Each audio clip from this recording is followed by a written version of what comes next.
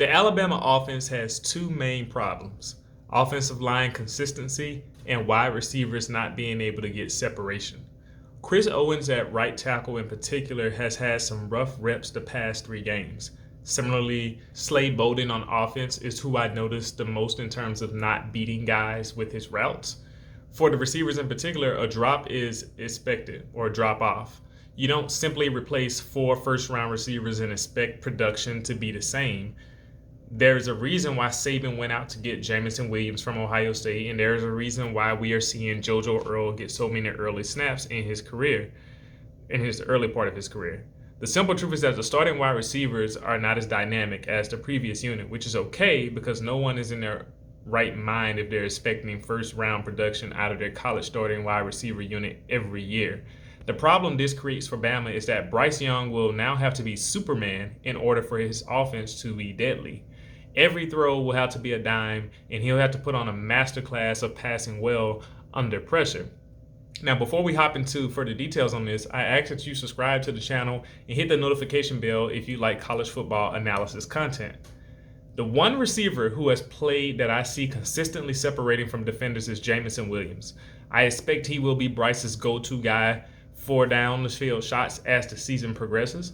And Bryce will have to work on his down the field placement though, because it can be a little spotty at times. It's not bad by any means, but it's not on the level of Mac Jones or Tua Tagovailoa. Now, in the Florida game, Bryce did hit Billingsley for a TD downfield, and I love the placement on this considering he was falling backwards when he threw it. It landed out in front of the over the shoulder closest to the sideline. If there was a defender in the area, they wouldn't have been able to get to that ball if they wanted to, and that is what we want to see. The problem overall on this play is that Bryce had significant pressure coming up the middle of his pocket. The center, number 71, was blown right through, and the defender had a straight shot at Bryce.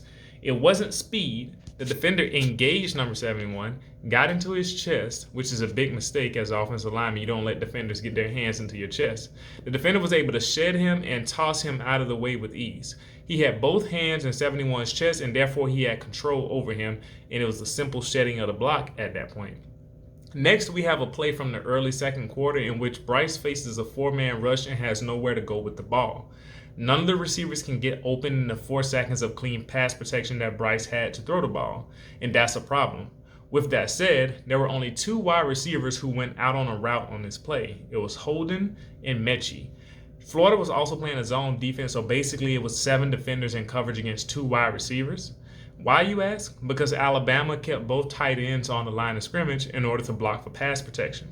Crazy enough, Florida was still able to get some pressure on Bryce and force an incompletion with 4 rushers on 6 blockers. Now, I will say this is also a sign that Florida actually has a good defense. Everyone should be giving Florida a lot of credit for how they played. I come away more impressed with Florida than I am worried about Alabama.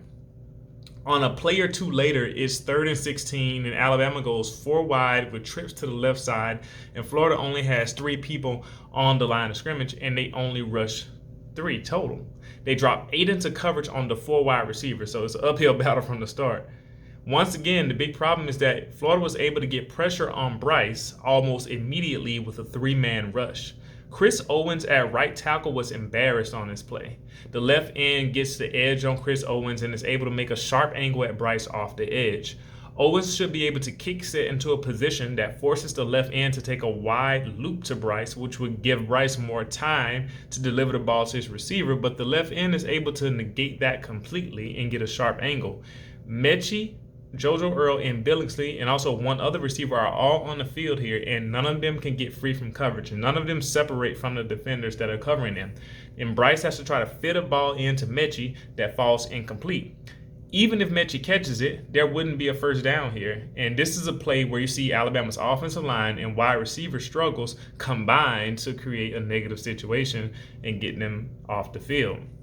Now you can see the issue with Alabama's offense this far into the season. If the receivers can't separate and the offensive line can't find consistency, Bryce Young will have to shoulder a very large burden this season, and Alabama will need him to make a Superman play on every down. That just isn't realistic, and it's not a smart way to play the game. Now, theoretically, they could offset this by establishing the run a little bit more, and they'll probably work on that a little bit more as the season goes along. But in terms of passing, they'll need superhuman plays from Bryce. So until Alabama gets it fixed, I think one temporary solution is for Bryce to actually run the ball sometimes. He is so focused on passing first that he will actively give up easy rushing yards. He missed a chance to run in a TD in the game because of a throw he tried to get into Cameron Latu, the tight end, in the end zone. If he just runs a bit, that will open up those passing lanes and put some of the Superman burden plays on his legs instead of on his arm to receivers who aren't separating as well. So my question is, what do you think about that? Do you think that's the solution? Or if you have another solution, put it in the comment section as well. But if you enjoyed this video, thank you for watching. If you want to see more content, click on the video to the left. It's what the YouTube algorithm suggests that you watch based upon all your habits on YouTube. And if you click on the video to the right, it's the last video that I made. And it's kind of funny because I think the last video was about Bryce and how well he's doing as quarterback. And so seeing the offense have that dichotomy in my two videos is actually, it's funny. You should watch them back to back. But thank you for watching. I'll see you next time.